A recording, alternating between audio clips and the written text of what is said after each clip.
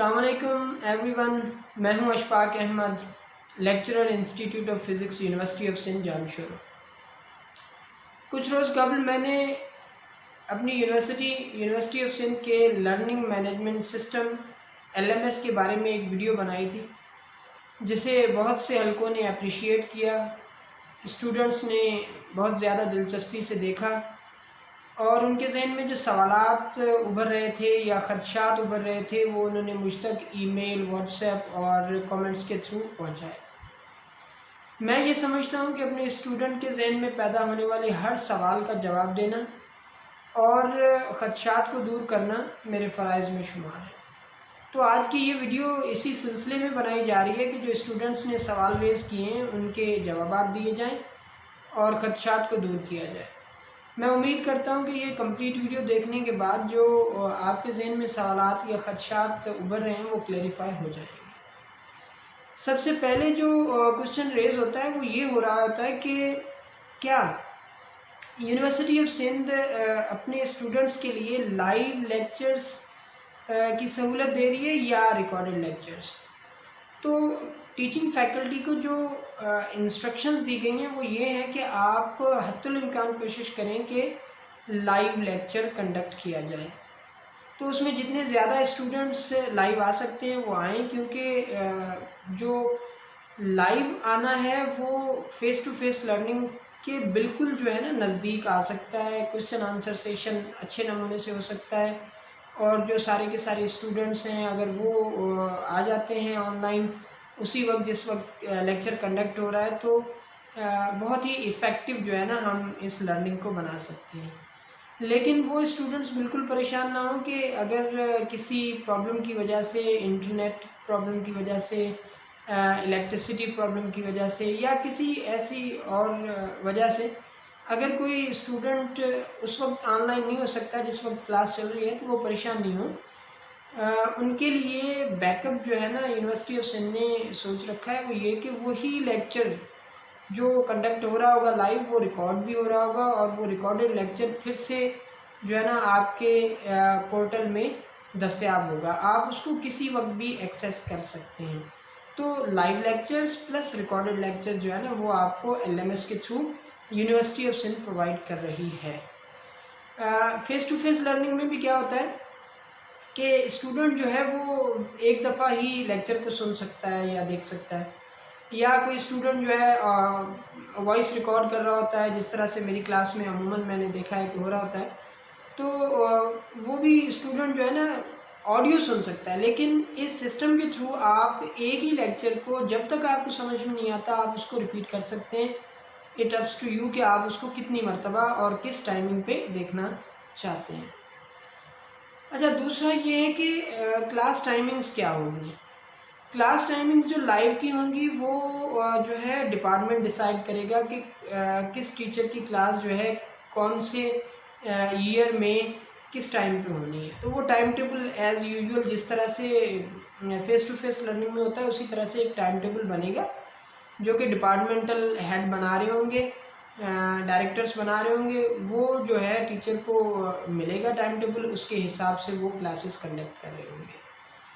अच्छा जी, और जो दूसरा है कि हमें कैसे पता चलेगा, how do I know class timings, मुझे कैसे पता चलेगा कि क्लास टाइमिंग जो है ना वो क्या है। क्लास टाइमिंग के इंफॉर्मेशन को स्टूडेंट तक पहुंचाने के लिए और उसके साथ साथ जो कोई और इन्फॉर्मेशन है लाइक असाइनमेंट है या आपसे जो है ना कोई एक्टिविटी टीचर करवाना चाह रहा है, तो वो सारे का सारा जो इन्फॉर्मेशन का मैकेनिज़्म है वो ये है कि आपके उसी पोर्टल के अंदर LMS के जो पोर्टल होगा उसके अंदर जो है एक नोटिस बोर्ड होगा टीचर की तरफ से। तो सारे की सारी इंस्ट्रक्शन जो भी टीचर दे रहा होगा वो आपको उस नोटिस बोर्ड पे डिस्प्ले होके मिल रहे होंगे।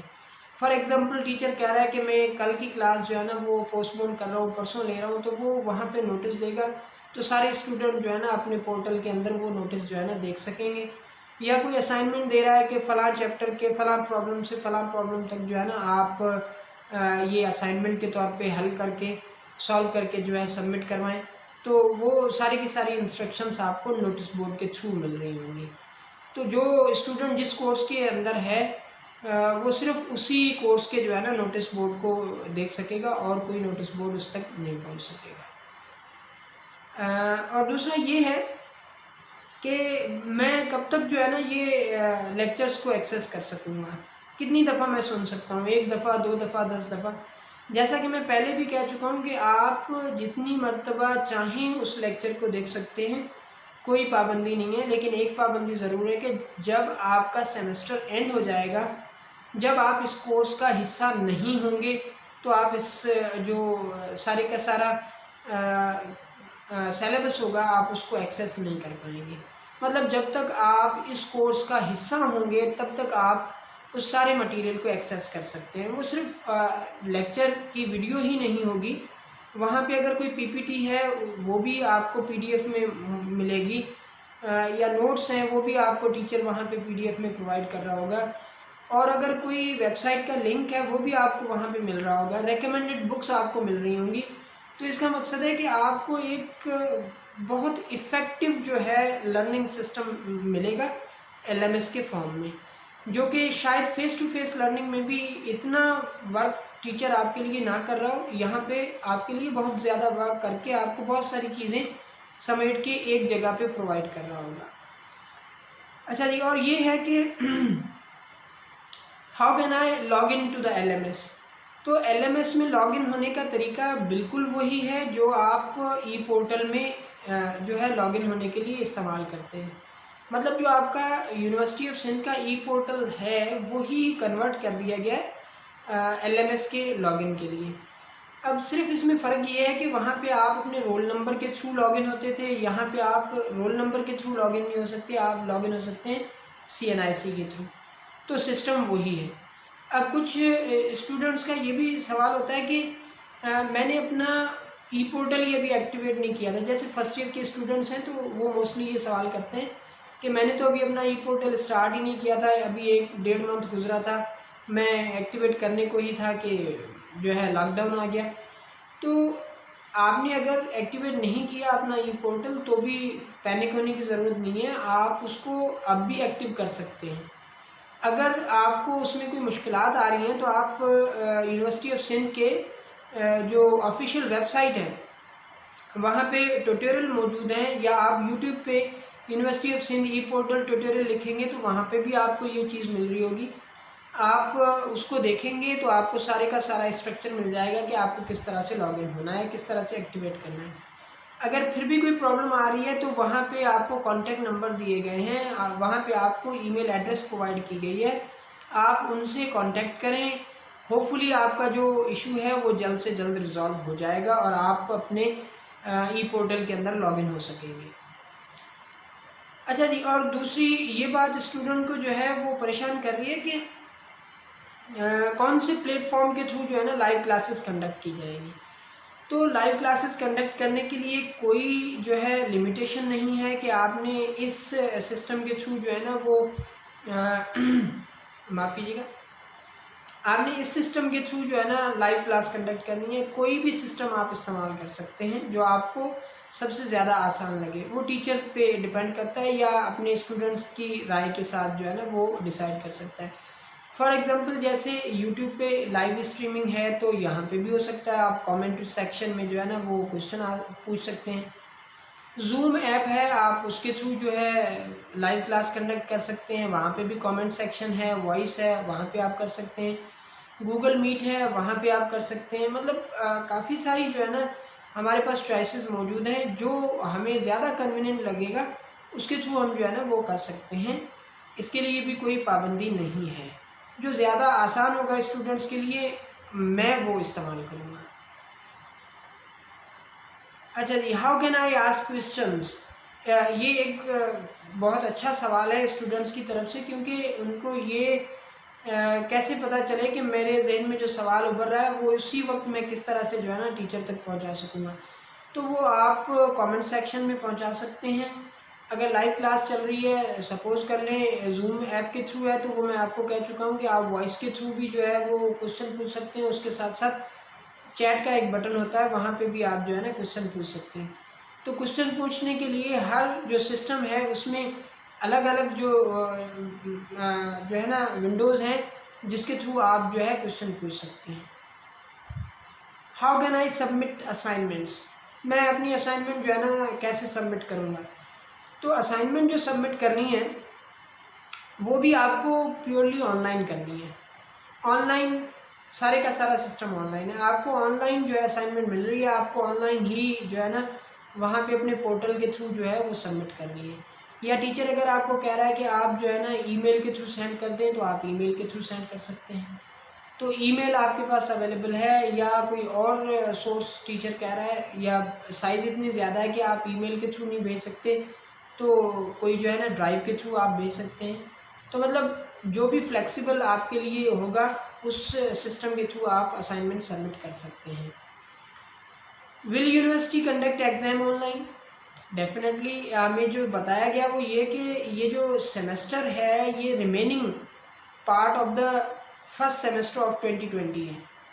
2020 के जो 8 to 9 वीक्स थे वो हमने जो है फेस टू फेस लर्निंग में कंडक्ट कर लिए थे। बाकी जो 7 to 8 वीक या 9 वीक बच रहे थे वो जो है ना हमें अब ऑनलाइन पहले कंडक्ट करने हैं, उसके बाद जो है हमें एग्ज़ाम की तरफ जाना है।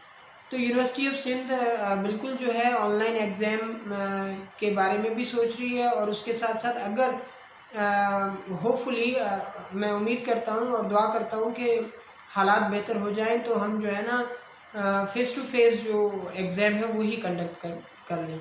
अगर वो नहीं हो सकता तो डेफिनेटली जो है आफ्टर 8 वीक्स जो आपके ऑनलाइन एग्ज़ाम हैं वो हम कंडक्ट करेंगे, और यूनिवर्सिटी ऑफ सिंध उसके लिए बिल्कुल जो है ना एक स्ट्रक्चर बना रही है। अच्छा, सारे का सारा सेमेस्टर जो है वो आपका जो है ना ऑनलाइन नहीं होगा। जो रिमेनिंग पार्ट है, जैसा कि मैं पहले कह चुका हूँ कि रिमेनिंग पार्ट जो है ना वो सिर्फ़ और सिर्फ आपका ऑनलाइन होगा। जो पहले क्लासेस चल चुकी हैं वो हो गई, वो कोर्स जो है ना हो गया। अब अगर टीचर चाहता है कि मैं शुरू से जो है ना कंडक्ट कर लूँ तो वो ऐसा कर सकता है कि जैसे वीक में 3 क्लासेस थी अब वो 6 क्लासेस ले रहा होगा, तो जो है ना सारे का सारा कोर्स जो है ना फिर से रिपीट कर सकता है। तो ऐसा भी हो सकता है, ये भी मुमकिन है।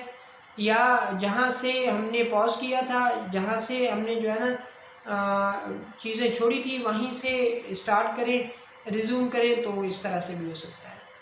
तो यही सवालात थे। और एक सवाल और जो स्टूडेंट्स की तरफ से आ रहा था वो ये कि जो मार्क्स का ब्रेकअप है वो किस तरह से होगा। मार्क्स का ब्रेकअप बेसिकली क्या होता है कि 10% होती हैं अटेंडेंस पे, 10% जो है वो असाइनमेंट पे होती थी, और जो 30% हैं वो होती थी मिड टर्म पे, बाकी 50% का होता था फाइनल एग्ज़ाम। अब जो सिस्टम है वो थोड़ा चेंज हो गया है कि मिड टर्म जो है वो बिल्कुल ख़त्म कर दिया गया है। मिड टर्म ख़त्म करने के बाद वो जो 30 मार्क्स हैं वो आ गई हैं असाइनमेंट में। तो अब असाइनमेंट या प्रेजेंटेशन कह लें, या कोई एक्टिविटी कह लें, या कोई प्रोजेक्ट टीचर आपको दे रहा है वो कह लें, वो 40 मार्क्स का हो गया। बाकी 10 मार्क्स जो है वो आपकी हैं अटेंडेंस की, और बाकी 50 के जो फाइनल एग्ज़ाम है वो हो रहा होगा। अब वो फाइनल एग्ज़ाम किस तरह से होगा वो उस पर डिपेंड करता है, वो टाइम जो है ना आगे आपको बताएगा कि किस तरह से वो हो रहा है। ठीक है जी। तो ये ब्रेकअप आ जाता है जो आपकी एग्ज़ाम के मार्क्स हैं उनके बारे में। अब यहाँ पे सवाल ये भी पैदा होता है कि अटेंडेंस की मार्क्स का कैसे पता चलेगा। वो उसके लिए एक ये पॉसिबल वे है कि आप जो है जो फर्स्ट 2 मंथ्स में आपने अटेंडेंस दी थी उसी की बेसिस पे आपको जो है ना वो मार्क्स मिल रही होंगी, या इस तरह से भी हो सकता है कि वो फाइनल में जो एडजस्ट करते हैं, या जो है वो हम जो 40 मार्क्स असाइनमेंट की दे रहे हैं उसी में एडजस्ट कर दें। तो मतलब उसके लिए भी जो है ना सिस्टम बन चुका है, वो होपफुली आपको जो है ना टाइम टू टाइम चीज़ें पता चल जाएंगी। तो मैं उम्मीद करता हूँ कि जो सवालात आपने पूछे मैं उनके जवाबात मैंने जो आपको दिए वो आप जो है समझ पाए होंगे। अगर आपके फर्दर कोई क्वेश्चंस हैं तो मुझे बहुत खुशी होगी उनको भी आंसर करते हुए। तो आप ज़रूर पूछें, मेरे ईमेल पे, व्हाट्सएप पे, या जो है कमेंट सेक्शन में जो है ना आप पूछ सकते हैं। So thank you very much.